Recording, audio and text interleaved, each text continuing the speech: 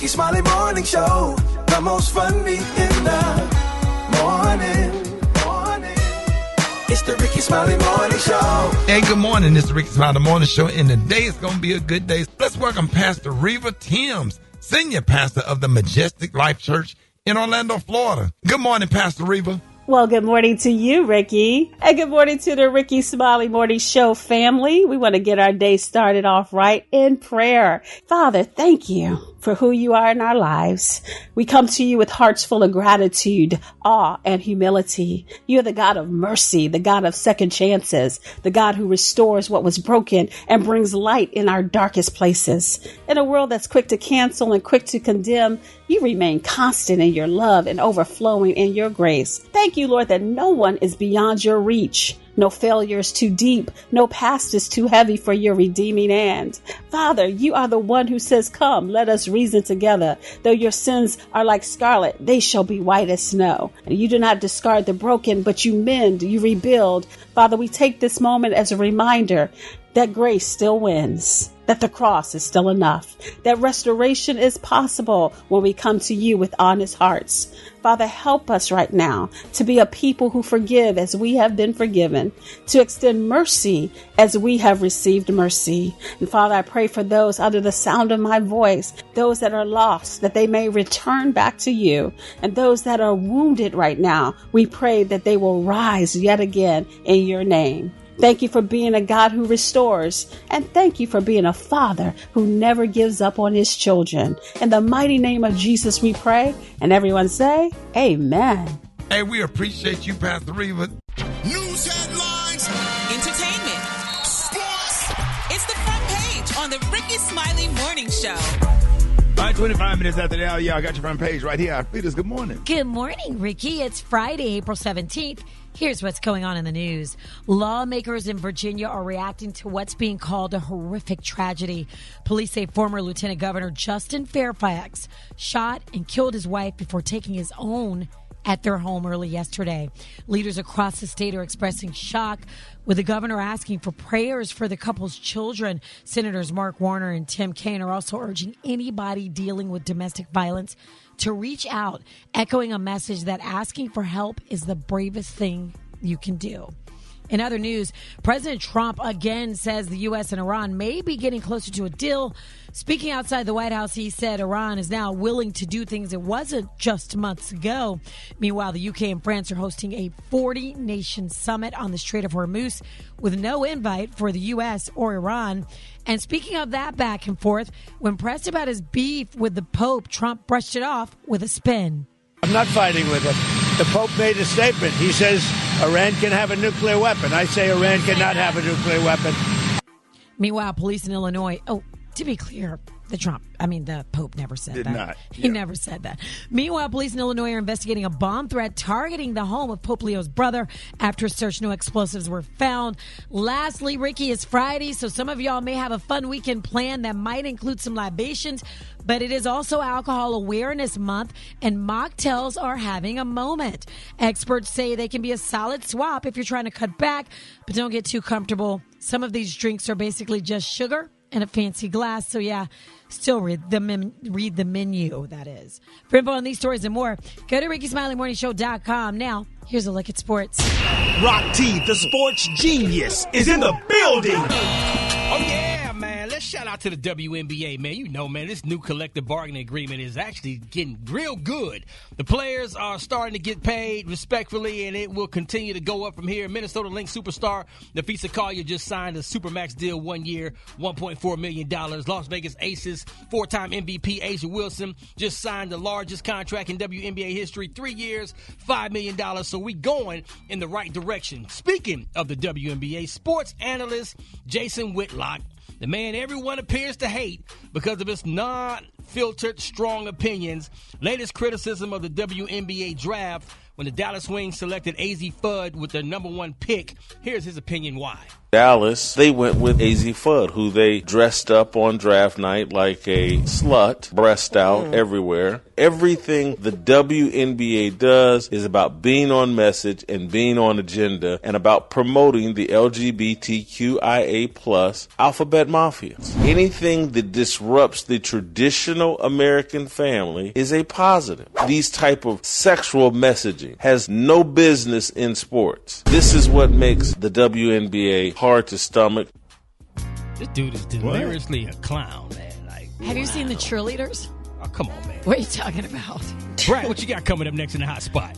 Man, Dave Chappelle might be regretting a major decision he made in his life, and I got the details up next in the hot spot on the Rickey Smiley Morning Show.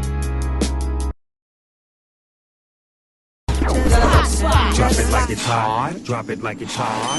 So hot and that's hot. You can catch me at the hot spot. It's the B.O.T.S. All right, the Rickey Smiley Morning Show is about that time for the hot spot. What up, Brat? What up, Ricky? Good morning, everybody. I'm your girl, Brat Tat Tat, and this is the hot spot where we bring you music, movies, and more. So let's get off into it.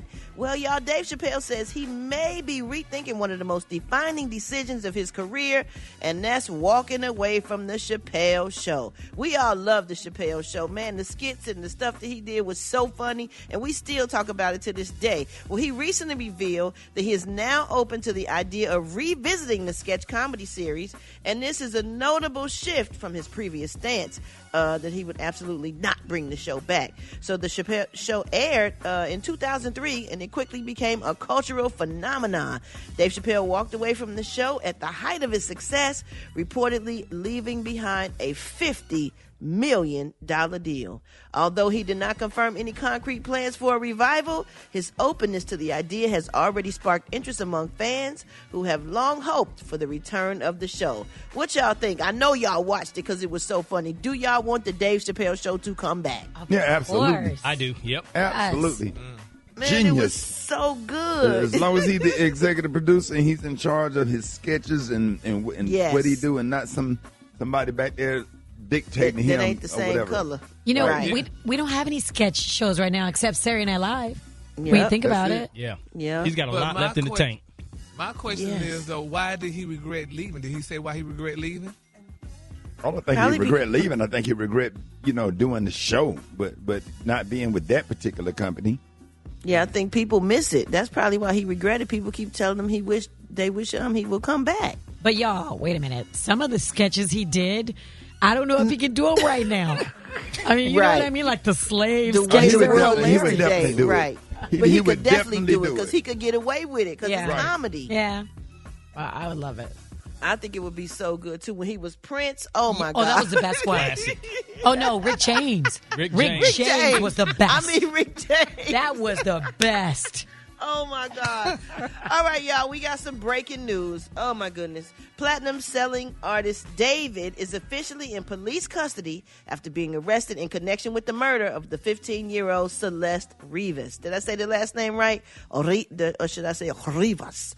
According to Los Angeles Police Department, the artist was taken into custody on Tuesday after detectives made an arrest, and he is currently being held without bail. The arrest comes more than 7 months after Celeste's body was found reportedly discovered decomposing inside David's Tesla. Back in September of 2025. And in case you missed it, at the time, the singer was in the middle of a tour, but abruptly canceled his remaining shows and stepped away from the public eye as the investigation unfolded. Now, law enforcement sources previously said the detectives considered him a suspect during the investigation, and a grand jury was convened in November. Now, Celeste was laid to rest in October 6th, actually, in California. So RIP to her, and we're sending her family prayers. This is crazy. I remember when this was happening, and he was just on tour, and he was just acting kind of like he wasn't even affected by it. It's so weird. Why did it take them so long to arrest him? I don't know. That is crazy. I don't know. It made me think that he didn't have anything to do with it, and they didn't have any leads. Right. But But then I hear that some people say that they don't have any leads yet like that, and they just arrested him on suspicion. So I don't know, but I'll keep y'all posted on this story and everything that's happening with it. All right, we're going to wrap up the hot spot on that note, y'all. But for more information on these stories and more, you can go to RickySmileyMorningShow.com, and you can catch me on all my social media. So Brat. Coming up next, we got Rock T with that HBCU. Oh, who we repping today, Rock T? Oh, man, we going to holler at Norfolk State University, man. That's coming up next on the Rickey Smiley Morning Show.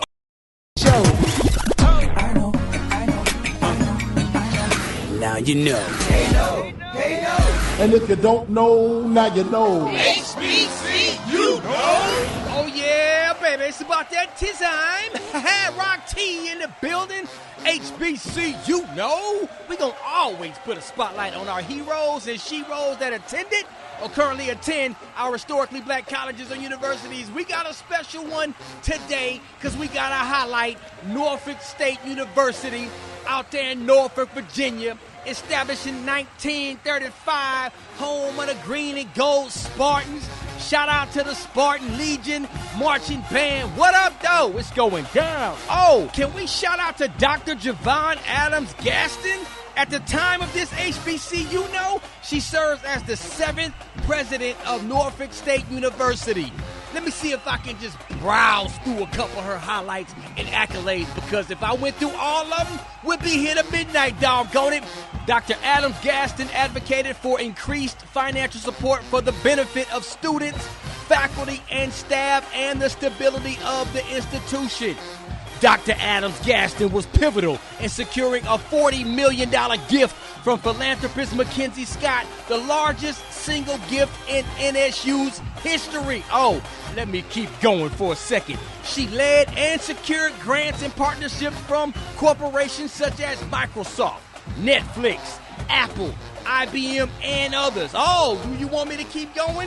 I shall. Under her tenure, Norfolk State University, a top 20 HBCU for consecutive years in U.S. News and World Report rankings. Oh, my goodness. Let me tell y'all something. I'm going to tell you one more thing before I get up out of here. Prior to becoming president of Norfolk State University, Dr. Adams Gaston had a practice for 25 years as a licensed psychologist and as an educator. She is frequently asked to provide speeches, lectures, and to serve on panels regarding student success and leadership. Dr. Javon Adam Gaston, the 7th president of Norfolk State University. If you didn't know, now you know. If you want me to highlight your favorite HBCU, don't forget to hit us up on social media at HBCU. Hold it! Half man, half woman. It's Gary. I wanna hip you to the T. It's Gary, baby. Gary had the tea and the color of the day. Gary, good morning. Good morning, Ricky. Good morning, America. Good morning to you. It's Friday, a beautiful, beautiful day in the neighborhood. And here's what's happening in celebrity news, y'all. Jada Pinkett Smith is finally speaking out. And I love me some Jada Pinkett Smith. She's such a jewel. And, you know, she had a bad rap, honey, a while back ago. But, honey, I'm glad she's finally speaking out and letting us know what's really going on. Now, they're saying that she reignited one of Hollywood's most talked about scandals after confessing that she was prepared, baby, to let the world hate her if it meant protecting her husband, Will Smith. Now, they're saying in a resurfaced interview, they're saying it's making the rounds online. Jada admitted that she embraced the role, honey, as the adulterous wife, honey, after her relationship with August Alsina became public. And here's what Ms. Pinkett Smith had to say. Like, well, I'm going to have to speak my truth, but I'm also going to protect you. So if I got to look like the adulterous wife to make sure you're good, I'm going to do it. And that wasn't the case, but I wanted him to be okay. I decided I'm going to love you, Will, and I'm going to leave myself at the side of the road. Did you hear those women roar? What? She told Will, she said she decided she was going to love him, honey. She was going to love him, and she was going to leave herself on the side of the road. So what is she saying? Well, because, you know, all the stuff that they had said about her, saying that she was cheating with August Alsina and all this other stuff like that, honey, she was doing this stuff to protect her husband because all what Will was going through, especially during the Slapgate.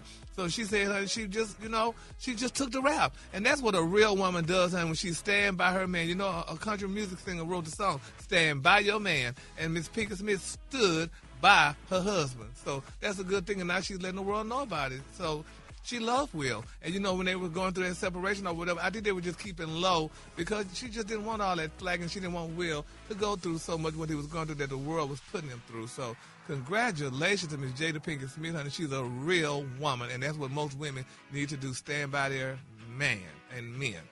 All right, moving on in other celebrity news. Oh, my God, Future. Everybody said, baby, Future need to write a book. Well, another book, you know, because I think he has a book out. But they're saying, y'all, the world want to know how Future finesse y'all the game. They say he has allegedly 13 kids. He only makes $100 million network. That's his net worth is $100 million. And they say, and a child support, honey, they say his child support bill is cheaper than a VIP table at the club.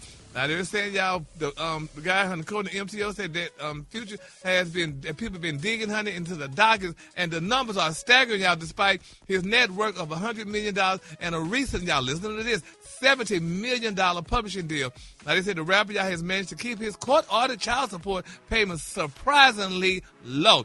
Now, they say while he was rumored, y'all, to have as many as 13 children, though they say only 7 or 8 are publicly confirmed, they're saying, y'all, Future is reportedly paying roughly, y'all, $10,000 to $15,000 a month in total legal obligation. Now, they say to put that in perspective, Future likely spends, they say, more on a single night at a strip club than he does, y'all, on a month of child support over a dozen children. Now, they say this is how it's done. They say it's all about the structure. Now, they're saying, according to MTO, they're saying Future, y'all, his assets are tucked away, y'all, listen to this, guys, in a web of LLCs and complicated trusts. Now, they say because he technically doesn't own the money in the eyes of some court formulas, they're saying his personal income, y'all, appears much lower on paper than his actual wealth. Now, they say he also plays the geography game. Now, they say by maintaining, listen to this, y'all, by maintaining y'all primary residences in Georgia and Texas, he avoids the wealth-based child support hammers of states like California or New York. Now, in Texas, for example, child support is often capped, y'all, regardless of how many millions the father makes. Now, they say here's the current state, y'all, of Future's legal payroll. Now, as of April 2026. Now, Eliza Rain, that's one of the baby mamas, honey, that he has that has the child Rain Wilburn. They say after a bitter deal, at least a bitter years-long battle, while Eliza, she only asked y'all for $53,000 a month in child support. They said a judge recently upheld a smaller order. Now, they say Future is only legally required to pay this woman $3,200 a month. Now, they say his team successfully argued that Rain's actual needs are minimal despite Future's $20 million annual gross. Now, then there goes, honey, Miss Brittany Mealy. She has Prince on Wilburn. They say Brittany is currently the biggest winner in the support brackets. She only gets $5,000 a month after a 2023 increase. Now, they say, however, things got just heated as of April of 2026. Now, they say Brittany has filed a petition to have Future held in contempt and jail. Now, she claimed that he ignored the court order to secure a $500,000 life insurance policy. Now, I remember reporting that for their son. Now, then there's Jessica Smith. She has Jacoby, one of the oldest arrangements. Now, they say Future pays roughly $2,800 a month. You know, they say a figure that has only seen slight bumps on it after the last decade despite his massive rise in stardom. Now, they're saying another baby mama alleged out there, honey, she's asking for $3,500 a month. They say he sometimes voluntarily pays that. Now, they said the only baby mama that does not get money, and you know who that is, that's Sarah. They say Miss Sarah said, honey, she don't need this money. They said the R&B icon has reportedly cut off all financial ties to Future, referring to raise their son Future to have with the unlimited resources of her husband, Russell Wilson. So she doesn't get a check because she didn't want it. So it's amazing how men run and don't pay their child support. Now, Alfred, you know about child support in Texas. How does that work? I mean, do that? I mean, yeah, no, it is very, just minimal. But you can also put maybe in the docs that you want private school paid for, that you want maybe a live-in nanny or child care insurance. So once you add all those things, then, what does it cost to raise a child? You know what I mean? But they say he'll give a little money every night, buy some clothes, some designer clothes, and, they need to go on a trip to come see him in concert or whatever. He'll add a little bit for that and stuff. But that child support, they don't get that much money. Texas courts are not, they're for the wealthy and to help wealthy keep their money. My Lord. All right, y'all. Well, honey, y'all, now that that's said, y'all know what time it is? Sha-la-la. Sha-la-la-la-la-la. Sha-la-la-la-la-la. Sha-la-la-la-la, baby. That's the child support. The The color today is one of my favorite colors. My color today, y'all, is brick. On the high end, you say brick, and on the low, you say beautiful tomato red. That's tomato red. That's a beautiful color. Y'all give it up for y'all give it up for Gary with the team. Sha-la-la-la-la-la. Irish Maternal Show. I got the wake up call. Get in the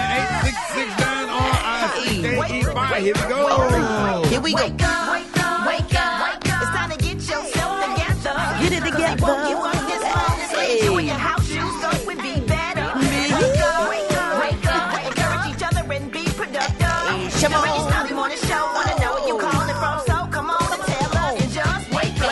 Hey, it's Sandy from Miami. Wake up, wake up, wake up, everybody that belongs to A12 Randolph Institute and United Teachers of Days. Let's get it on. Good morning, good morning. It's Good Friday. It's Kilo calling from Carol City, calling to wake up my wife, Sharice. Rickey Smiley, wake up, wake up, wake up. Let's get it. Hey, happy Friday, everybody. This is Cynthia calling from Miami, Florida. I just want to wish my granddaughter a happy 18th birthday. Whoop, whoop. Wake up, wake up, wake up. Wake up, wake up. If you listening on your radio, You radio. The city tuned in, lock in. What's yours? Cause we gon' let them know. Where you in Miami? Wake up. Seattle. Wake up. And Detroit. Wake up. Let's Wake go. up, wake up, wake up. St. Louis. Wake up. New Orleans. Wake up. And Memphis. Wake up. Wake up, wake up, wake up. Hey, appreciate it, Brat. Welcome, Ricky. All right, Beyonce, what you got coming up today? All right, today we're kicking off a new segment, Clock It, with our youngest producers on the show. They are here to educate us about hot topics and slang word in their world. Yes, finally. Yeah. And all right, Tutu. I'm Taylor, and Tutu's here too. And we're the Gen Zers of the show, and we're just here to get y'all educated on what's going on in Gen Z and in our world. And yeah. Good morning, good morning. Good morning. I'm excited about this. So what, y'all gonna help us out? Yeah, I'm gonna help you out. Okay, so basically, we're always having, a debate in the studio where Ricky and the crew swear that we are the babies and the embryos and we're not hip to your world and vice versa. So, we're here to, basically break it down for you guys. So we need you guys to lock in, okay? All right, Okay. how does thing start? Okay. So we're going to start with cuffing season. So I'm pretty sure everybody has heard cuffing season, right? Yep. All right, and that means hot girl season is in full effect. So for the people in the back that do not know what cuffing season is, it's basically a period of time where, the weather's getting cold and we trying to be booed up and snuggled up with somebody's son or daughter, right? Wait a minute now. And we need a couple of months to be like, I think I could hang with you for a little bit. And then when it starts getting warm, then we like, oh, wait a minute. It's been nice, but it's time for us to be outside in the streets. That's what outside. So that's what outside. That's what outside is. So basically, cuffing season starts, end of summer, and then leads up to maybe Valentine's Day if you're lucky. And then, spring break-ish around. But so, now that it's getting warm outside, 90 degrees, you're going to be hearing the single people are back out in the streets. So what does that mean? Right. More younger people are out in the clubs, more sneaky links. And sneaky links, explain yourself. I can't take it. And unfortunately, more twerking at brunch over your pancakes. I can't stand it. Sneaky links outside. You mean not outside in the streets, just outside of your house. Right. So, yeah. Okay. So, outside. So you got we outside. You're going to hear we outside, and she or he is for the streets. Or the like streets. COVID is still around or something. Okay. Does for the streets mean like you're like a whore or what? For the streets, basically. Some people think that. Yeah. So for the streets, basically, is like everybody has access to you. Oh, ew. Now, if you say she or he is in the streets, it's like, okay, we outside having fun. You never know what could happen. Okay. There you And go. as far as brunch, y'all generation, y'all ruining brunch. Making it bad. Yeah, we it's are. horrible. we don't want twerking and hookah smoke over our pancakes. Yeah. Come on now. We jumping on couches and stuff. So I just want y'all to know. twerking over our shrimp and grits. Yeah, we just want to eat lunch. We don't want Y'all don't want the party. hookah at brunch? Right, No. And the bottle service with the sparkler? Oh, What would make you want to wake up in the afternoon and go to brunch and smoke hookah? I mean, I don't know. It's the just vibe. It's just the the vibe. vibe. It's just we outside. It's hot outside. We like a hookah. But what is this, Taylor? What is this happy birthday? You the happy birthday. Okay, so yeah, we do got to put y'all on our slang. So Okay. there's this thing called you the birthday. I'm sure y'all have heard everybody on social media saying you the birthday, you the birthday, or she the birthday. But it all came from a song called Birthday Girl by this artist named Huncho. Now, if you don't remember Huncho, he's the artist that dated Keisha Cole. I don't know if you remember that. Okay, But he's yeah, younger so than her. he has a song called Birthday Girl. Oh my God. So at the end he said she eat, she the birthday. So everybody was like, what is she eat, she the birthday? Like, what does that mean? So it became a thing. So you the birthday basically means you the main character. You're it. You're that girl. You that guy. You him. Or you're It's your her. dinner, but it's not your official birth date. But it's your birthday. But it's your birthday, yeah. Like, so if I say, Yeah, I Ricky, don't- you the birthday, that means you him. Like, you just did something that was so cool, you him. Oh, that's yeah, cute. yeah. Okay. So that's what everybody's saying right now, and so that's the new slang. So Okay, let's so see. do it in a sense like if I did a really great newscast, I would be the birthday. Yeah, you be the birthday. Like, I'm pretty sure the birthday. Yeah. Okay, I get it. So right. let me ask y'all something. So when it's 98 degrees outside, I should put on a hoodie and pull the hood up over my head like the white hens? How do your generation feel about dudes walking around with skinny jeans on with a hoodie on at your age? Y'all That's 25. the swag. That's the swag. It depends. Yeah, if that's your vibe, that's your That's vibe. a So you rather date a dude that look like he finna be on the episode of First 48 being interrogated for a murder? Nah. Yeah, That's he the not my birthday, type. Ricky. He the birthday. It's the birthday. Yeah, Ricky's Let him birthday. cook. If you were to, oh gosh, I'm Oh my gosh. Yes, sir, Black Tony, what's up? Hello, Yeah. Rick. This Darius. This is crazy that you called me.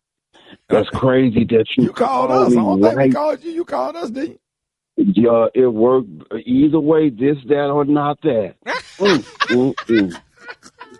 Man, you know What what's happened, man? crazy? Yeah. Man, listen, man. It's sometimes we be on here joking, but we got to. People really listen to this show. Every Man, morning. let me tell you this. Just hear me. Dreams really do come true, Rick. And I Right. want to encourage people to continue to dream, bruh. My Right. birthday coming up this Sunday, the 19th. But it was just crazy because I was sitting here and the spirit was like, it came over me about dreams coming true. Yeah. And I had dreamed that Gary had gained weight in his lower body, and then His legs, yeah. and then I was dreaming that Brat got almost 5 billion streams on some of her old work, and everybody was just celebrating her. Right. I had a dream that Rocky kept rocking. Right. And then I'm just telling you, listen, because dreams, you have to share it, man. Yeah. Like the word. Then I had a dream that you picked up another 100 affiliates, and then people was listening to you in Pakistan. Oh, wow. Yeah. And I'm just telling you, dreams really come. I had a dream that I had got almost 1 million followers at comedian Darius Bradford on Instagram, and you know how stuff be manifesting, and you just keep dreaming. I couldn't get up, and you don't want to wake up from your dreams, so I just kept it going, bruh.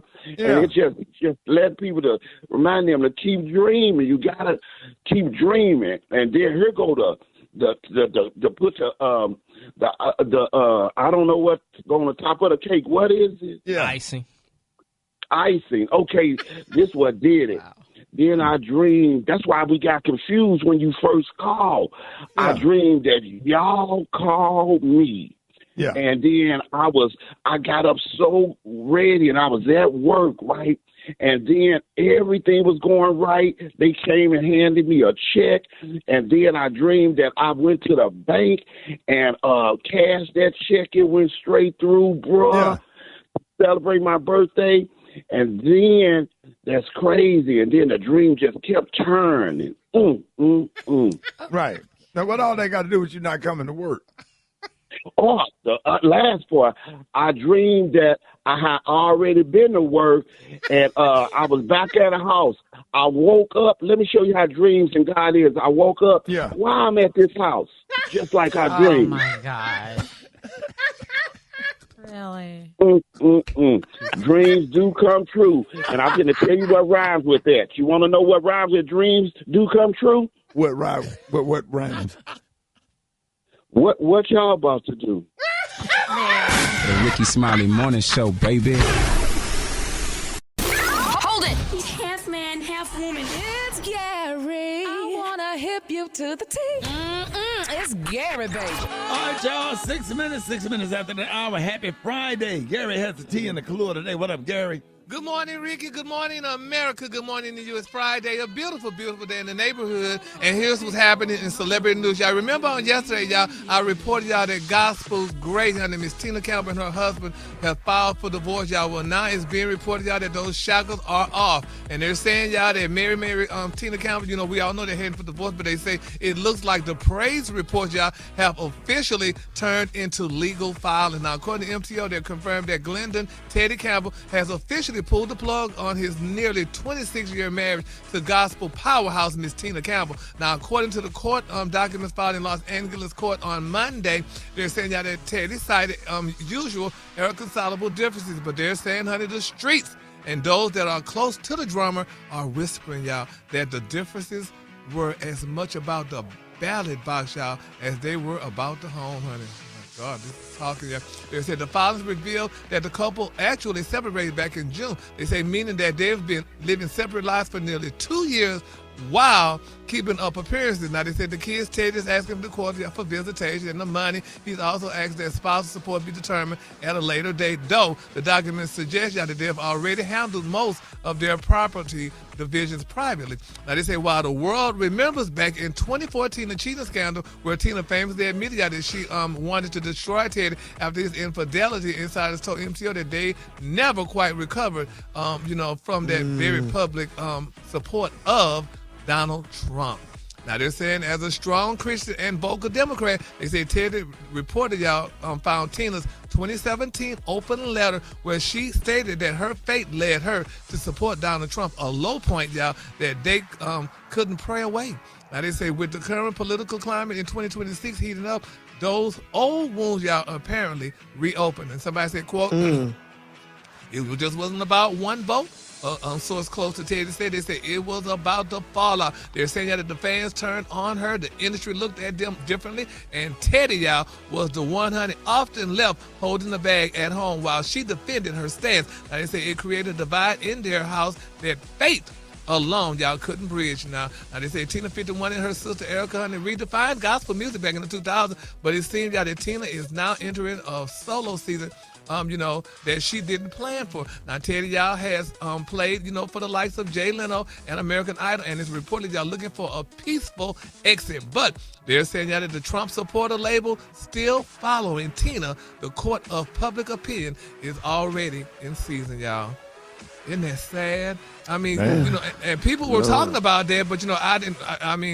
I just didn't want to talk about it. But now that it's out there and stuff, people saying that, because of the Trump vote and stuff, that this caused rift in their marriage. And could a vote cause rift? That's what I'm thinking. I'm thinking it's like you said, Gary. They was already going through. They never recovered from when he kind of like cheated, maybe, or something. Because it's like every little thing is adding to it now. Because why would that cause a rift? Would that cause a divorce, y'all? I mean, at this point, if you're MAGA with everything that's going on and your spouse is liberal, I don't know how y'all could get along. Was she really, really MAGA? I mean, I don't know. No, I don't know. But I'm just saying, I don't know how you get along with somebody with Trump right now. I just think that black people, with the not the fact that MAGA is basically Republican, but the fact that MAGA is so racist and so against black people and getting rid of DEI, trying to erase black history, and the attack on minorities, and the things that this administration do. Anybody that becomes a part of our oppressors, like black folks, just ain't taking kind to it. Even if you supported him on the first term, people just never forget it. Yeah. And I just think that's why. People don't want to see nothing like that happen in a relationship, but then they still mad about that. They taking that Donald Trump stuff serious. Yeah, you can be Republican and conservative and not be MAGA. But right now, it's like, no, thank you. Can't be my friend, really. Yeah. Well, let's just hope and pray that they get back together, honey, and work that out, because love will keep us together. So hopefully it keeps them together, and they just think about it and decide to get back together. So we're going to keep them lifted up in prayer.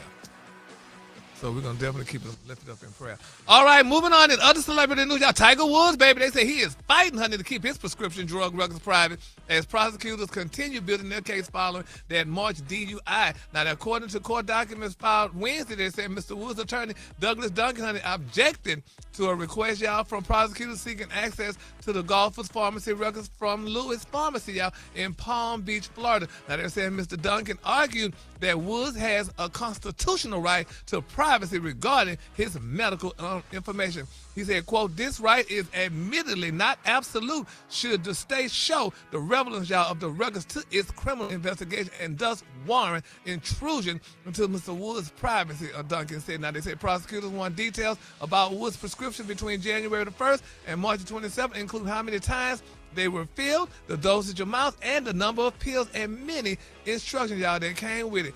Now, I'm like, who does that? I didn't know people would do that. I mean, you want my pharmacy record because you had a DUI? That's crazy. To me, it sounds crazy. It's supposed to be private. That's what the lawyer's fighting about. But, I mean, he ain't had no but a DUI, and he flipped his down Range Rover. I mean, he just let people know that Range Rovers can flip over to me. And he maybe they came out think alive. he on some type of pills that he shouldn't be on. So if he taking something and it ain't on his pharmacy list, then would it be illegal? Oh, yeah. Yeah, maybe they found something in his blood. Yeah, that's what I'm I thinking. get it. I guess he found Trump's daughter-in-law in his blood, probably, because, you know, he's dating her. Gary. What's wrong with He dated her? He dating her now. Yeah, he dating her now.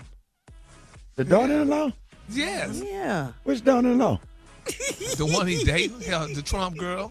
Was this one married to Tom? Was she married to Donald Jr.? I Yes, think? and he said he called Trump when the truck flipped over, honey, to talk to him and stuff. They say they friends, so I guess, you know, they got that kind of relationship and stuff.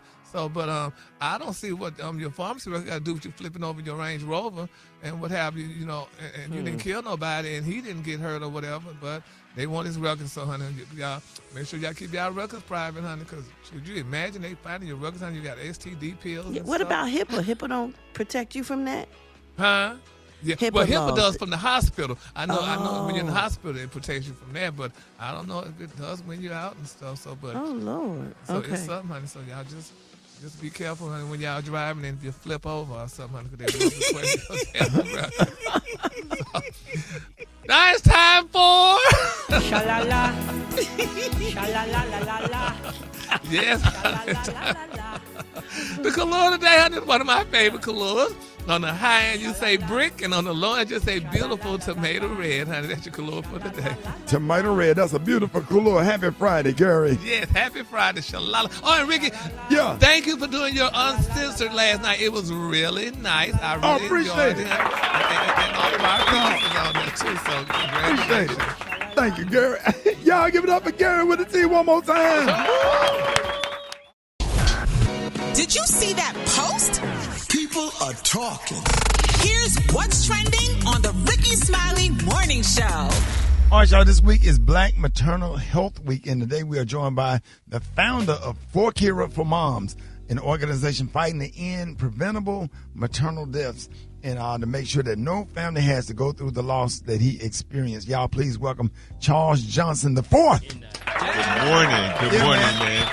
Thank you for coming, man. Listen, it is truly an honor to be here this morning. So appreciative. So appreciative. And thank you for making us part of your family. No, listen, I was telling you, this is so special because I'm going to talk about my journey, but you, this entire show, have brought us so much joy. Man, I was saying that my kids can tell you everything about, is Black Tony ever going to go to work? Yeah. Right? You know, so they know all the characters, and so it's amazing to be here with my extended family that I've never met. There it is. You know, thank you so much for joining us again. And good Black maternal health is so important and really needed for our community. And I know that you lost your wife back in 2016.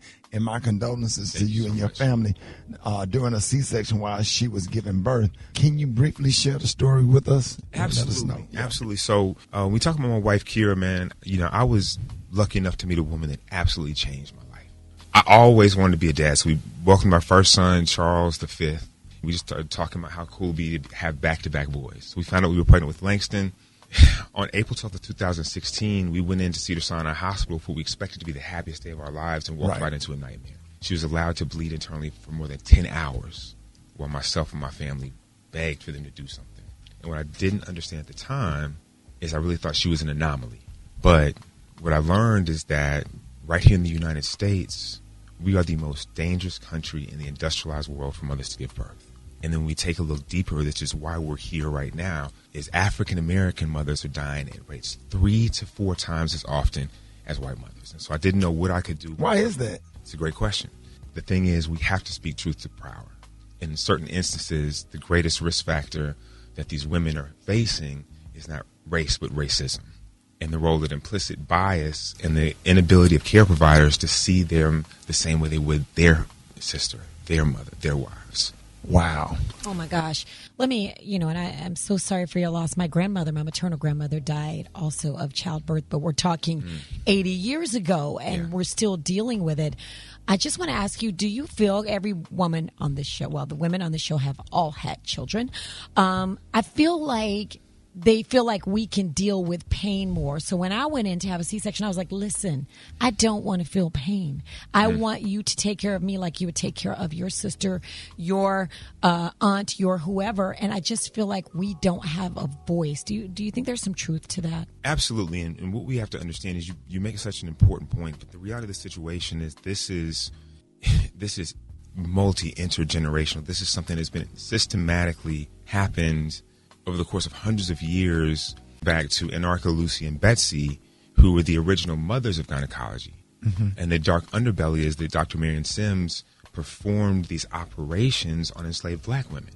Cut to hundreds of years later, there are medical textbooks that are still literally telling us that black people have higher pain tolerance. And so there's a lot of work that has to be undone. So, Charles, do you think that there's racism within the healthcare industry? Absolutely. Yeah, because the numbers you gave was... We talk about African-American mothers 3 to 4 times likely to pass away from childbirth and childbirth-related causes than Caucasian mothers. But one of the statistics I want people to understand is that the CDC has also determined that 84% of the deaths in the United States are considered preventable. And so that's the opportunity to make an impact. Right. So how do we fix it? Do we need to start going to black doctors? How do we fix this problem?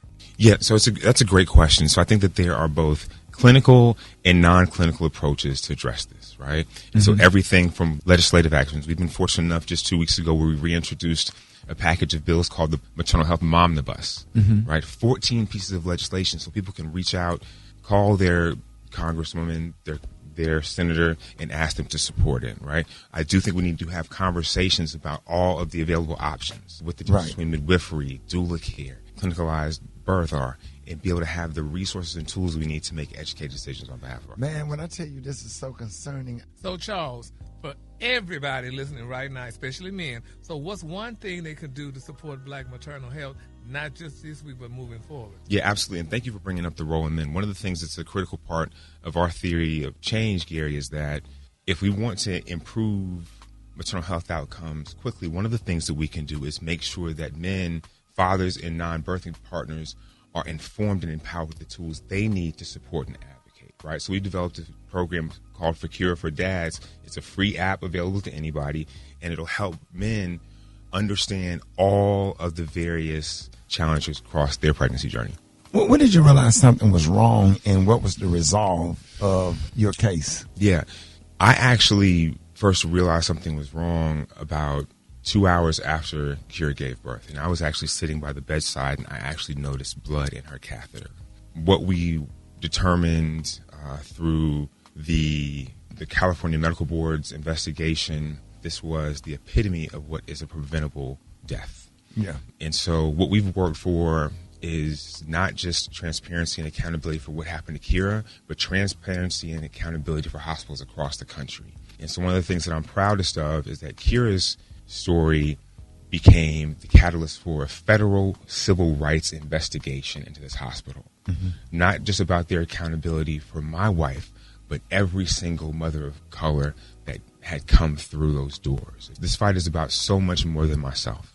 Yeah, Beyonce, you wanted to ask something? Yeah, so when you were at the hospital at Cedars-Sinai, and if someone is in that same situation, you're 2 hours in, you notice something's going on, what should they do? And you feel like the doctors aren't listening to you, because I know that you told the doctors and they didn't do anything, and it took hours and hours to get help. Yeah, absolutely. So I think you're absolutely right. And the biggest thing is understanding how to make sure that your situation, your concerns are escalated. And so one of the things that we advise people to do is almost every healthcare system has what's called a birthing bill of rights or a patient's bill of rights. And those are things that you can research in advance and understand what, at the end of the day, simple things like if you ask for something, if you demand a test, you know something is not right with your body, and then you're denied that, simply ask them to make a note in your chart and see how quickly you're reassessed, because at the end of the day, we have to make sure that our voices are heard and that we're able to advocate, particularly for the people that love us when they need us most. And say that one more time. Ask for what again? Ask for them to make a note in your chart. But we can also ask, what I was referencing is the patient's bill of rights, or often hospitals have what's called a birthing bill of rights. There it is. Let everybody know where they can get more information on how they could get involved with you and your awesome organization for Kiara for Moms. Yeah, no, thank you so much, and happy Black Maternal Health Week to everybody out there, anybody that's celebrating. But you can keep up with us on all social media at the number 4 KIRA, the number 4 MOMS. So 4 Cure, 4 Moms. And we're so grateful once again for you allowing us to share. Yeah, thank you for coming, man. And again, we offer our condolences to you. Y'all, ladies and gentlemen, y'all give it up for Charles Johnson. More Rickey Smiley Morning Show coming up. Hey, can I ask everybody a question real quick? What? Yes, sir. How come we can't play Glorilla Let Her Cook? Hey, man, I vote for it. Now, I understand that we are older in our demographic on this radio, but guess what we like to do when we get home? What do older people do? Huh? We cook. So why we can't play Glorilla Let Her Cook? Let her cook. Right. That's right. Huh? Because they prefer us to play Sam Cook. What did you cook yesterday? Right? Didn't you cook? What did you cook yesterday? I cooked butter beans. I cooked some barbecue ribs. Okay, Brat, what did you cook? Huh? Alfreda's, what did you cook? I went out to eat. Yeah, you always go out to eat. All about that. But we cook. So we need to play Glorilla. Let her cook, baby. Agreed. Look at the PDs. All the PDs sweating like Mike Tyson in a spelling bee. They say, oh, no, Ricky. Oh, no, Ricky, don't do that. Don't play that. Them old people are hell of a fit, doggone it. All right, I'm sorry. I'm just talking trash. Alfreda, what you got? Okay, Ricky. It is time for the 2026 Time 100. You know, that's Time Magazine's list of the 100 most influential people in the world. So here are some of the names you may recognize. Artist Keke Palmer. Yes. Anderson .Paak. Coco Jones. Zoe Saldana. Ben Stiller. Fashion designer Ralph Lauren, and Sterling K. Brown. Okay, that's for artists. And then we got world leaders like Pope Leo XIV, Mexico's President Claudia Sheinbaum, Secretary of State Marco Rubio, President Trump, New York City Mayor Zoran Mamdani, Prime Minister of Israel Benjamin Netanyahu, and California Governor Gavin Newsom. So the honorees are going to be recognized at a gala on April 23rd. Man, I don't know if I'd want to be in that room with all of them.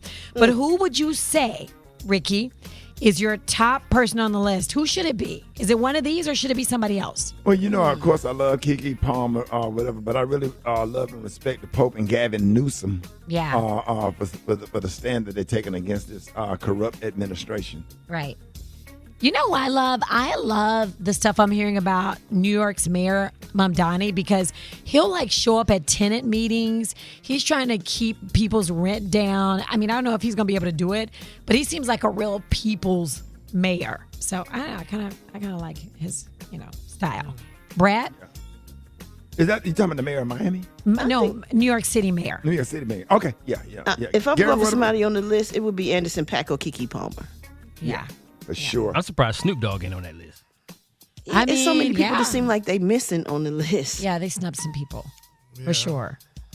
I think Miss Tina Knowles and Clarence Thomas. I think they would be good. Clarence Thomas. Clarence Thomas. What the hell for? Out of a grocery bag. What about Cardi B? Cardi B will be great on the list. Yeah. Michelle Obama, man, put her on the list every year. Every year. But have they already been on this list? She may have. She may have actually won. I don't even know. But I'm just saying. Because it is the 2026 Time 100. Yeah. Or whatever. So all these and most influential people in the world. Okay. Yeah, they never. Does it have to be just one? I wonder. I think they may do artist and then do like political people. Okay. I don't know. I don't even know. I guess I could Google it real quick and let y'all know. Yeah, I mean, Tiger Woods would be good. I mean, who flips over in a Range Rover and get out and, Tiger Woods. And you know the popular twins from UAB that they did not put on the list. Yeah. Nope. These not nuts. today. All right, so Rickey Smiley Morning Show. It's time to play Battle of the Sexes. We got Tasha from Augusta, Georgia, listening to us on Foxy 100.9. Said calling in. What up, Tasha? And we got Said calling from Spartanburg, South Carolina, listening to us on 107.3 Jams. Hey, what up, Said? Hey, what's up? Hey, happy to have y'all. Listen, we about to play Battle of the Sexes, and listen, I'm going to help y'all out. Hey, if you don't know the answer to the question, just say pass, because we got plenty of questions, so don't spend all your time on one question. So let's have some fun. Y'all excited? Yes, sir. All right, listen, Tasha, we're going to go first, okay? Okay. Start the clock. All right, Tasha, how many numbered balls there are on a pool table? 15. All right. How many Equalizer movies has Denzel Washington starred in? Equalizer movies. Oh, yes. Come on now. In construction, a 2x4 is referring to a piece of what? Wood. Yes. What jersey did the Hall of Fame running back Emmitt Smith wear? Cowboys. Oh, what number did he wear? He was number 12. Number 22. That's okay. In baseball, when a runner advances to the next base in between pitches, what is that called? RBI. A steal. That's okay. All right. When a race car pulls out of the race to get tires changed and refuel, what is that called? Pass. A pit stop.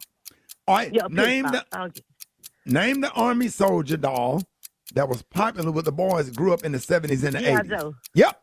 Is 89 octane is what grade of gasoline? Premium. That's all right. You got about 5, right? I think she got 4. All right. You got 4. That's good. That's good. Yeah, that's good. You got 4. You ready, Said? Let's go. I'm ready. Let's get it. All right. Which state is known as the Sunshine State? Florida. That's right. What 2006 movie was Keke Palmer the lead of? Pass. Akilah and the Bee. Who did Janet Jackson play in Poetic Justice? Pass. Justice. Which Kardashian sister is married to Travis Barker? Chloe. No, Courtney. What age is considered a geriatric pregnancy? 40. 35. Which member of the Kardashian-Jenner family has a cosmetic line of lip kits? Chloe. Kylie. If a woman What's wears so a funny? size 9 shoe, what is the equivalent to that size in men's? 6. No, 7. What is the name of Beyonce's alter ego? Pass. What WNBA team did Andrew Reese get traded to? Say again. What WNBA team did Angel Reese get traded to? Pass. That's all right, y'all. Tasha won. Gary with the team. What did she win? All right, Tasha, you done just won a heavy-duty clear shower liner. And you also got a Chestnut Hill jar of low-fat mayonnaise. All right. And now you also won a battle of refreshing fabric for soft, fresh laundry. And for Sea Best frozen salmon fillet. Plus, you got a multi-purpose moist mop pad. What? And you know You what? got a what, Gary? A moist mop pad. Yeah. And that's not all. You also got a can of Campbell's soup, buffalo soup style cream of chicken soup. And I'm sure you'll enjoy this 8-pack of pink foam rollers, hair rollers. Yeah, you got. And talk like a man. Go back down. Here's my Go back favorite. down. Here's my favorite, Tasha. You also won under a salad cap, gourmet moist cat food, turkey, and gravy. I can't take this. I'm not taking this. I ain't giving it. Then go my Yeah, now, Tasha, girl, you also got, baby, for the grand prize, honey, you got a Slim Jim supersized spicy beef stick. Yes. Like a man, Gary. I can't take that one, honey. What's that last one, Gary? Baby, you got a Slim Jim supersized spicy beef stick, baby. That's what you got. Yes, honey. Sha-la-la-la-la-la, girl. Oh, man. Hey, thank y'all for playing Battle of the Sexes. Thank you, Gary, Boy, Gary. You couldn't do it, Gary. I can't do all that hard man stuff. Sha-la-la, girl. Sha-la-la-la, baby, Miss Tasha. Thank y'all for playing Battle of the Sexes. More Rickey Smiley Morning Show coming up. Girl's gonna throw me out of the sorority here. News headlines, entertainment, sports. It's the front page on the Rickey Smiley Morning Show. All right, 26 minutes after the hour, front page right here. What up, Alfredas? What up, Ricky? It's Friday, April 17th. Here's what's going on in the news. Breaking now, Iran says the Strait of Hormuz is completely open as the Lebanon ceasefire holds. This is a move that could stabilize global shipping and oil markets actually across the world. So that's good news. In other news, President Trump has tapped Dr. Erica Schwartz to lead the CDC pending Senate confirmation. She's a former deputy surgeon general and rear admiral with both medical and law degrees. Schwartz would be only the second black person to lead the CDC in its history. And Defense Secretary Pete Hegseth is catching heat after delivering a prayer at the Pentagon that sounded very familiar. And I will strike down upon thee with great vengeance and furious anger those who attempt to capture and destroy my brother. And you will know my name is the Lord when I lay my vengeance upon thee. And you will know my call sign is Sandy 1 when I lay my vengeance upon thee. Sounds a lot like that famous Samuel L. Jackson monologue in Pulp Fiction, doesn't it? And it is fueling a bigger conversation since many evangelicals and Catholics continue to see this administration as aligned with their faith. Remember, Trump shared that AI-generated image depicting himself as Jesus. He warned that he could, quote, take out Iran in a day and that, quote, a whole civilization could die. And J.D. Vance basically told the Pope to check his theology and that he basically needs to mind his own business. So, you know, if that's your faith, that's your faith. Also going viral, Ricky, the FAA is investigating after 2 airline pilots were literally making animal noises over the air traffic control channel while landing a plane at Reagan National. They were told to cut it out, but they did not. You guys need to be professional pilots. Meow, meow, meow, meow. This is why you're still flying RJ. They were literally landing a plane. And when he said, this is why you guys are still flying RJ, that means like regional jets. So it was a diss. I ain't gonna lie. That's probably the kind of pilot I'd be. Man, yeah. The two could... He clapped at him and said they hadn't been promoted to fly the big jet. They found a little small regional jet. Yes. Everybody, we all know what they're talking about. That's why you guys still flying RJ. Yeah, so they could be facing discipline, guys, because apparently barking on final approach is not FAA approved. For info on these stories and more, go to RickeySmileyMorningShow.com. Now, here's a look at sports. Rock T, the sports genius, is in the building. Sure am, man. Homie Stephen A. Smith has a strong opinion for LA Clippers superstar Kawhi Leonard. And I know it's not popular, and I'm going to be accused of hating. I could give less than a damn. I think he's a superstar player when healthy. I think he is the worst superstar in the history of basketball, if not the history of sports. But when it comes with the responsibilities of leading, of galvanizing, of representing a brand, etc., he doesn't do that. He may have a point right there. You know what I'm saying? Kawhi's just a weird dude. He just kind of stays to himself, and it is what it is.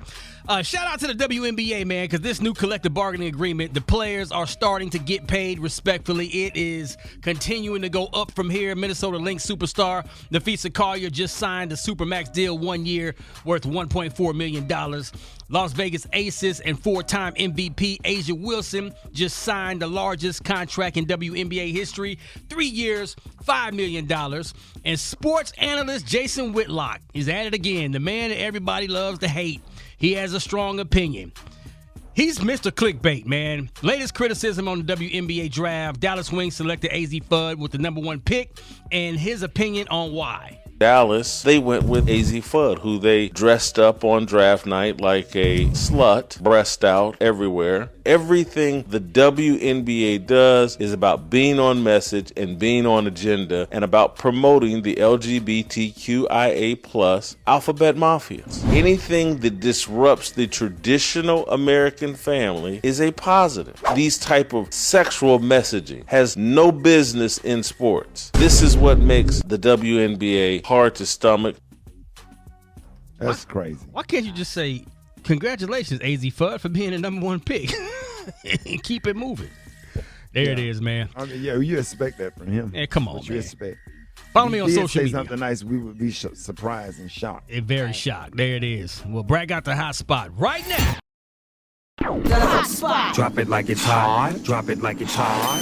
So hot and that's hot. You can catch me at the hot spot. It's the BR18. All right, y'all, the time for the hot spot, 29 before the top of the hour. What up, Brat?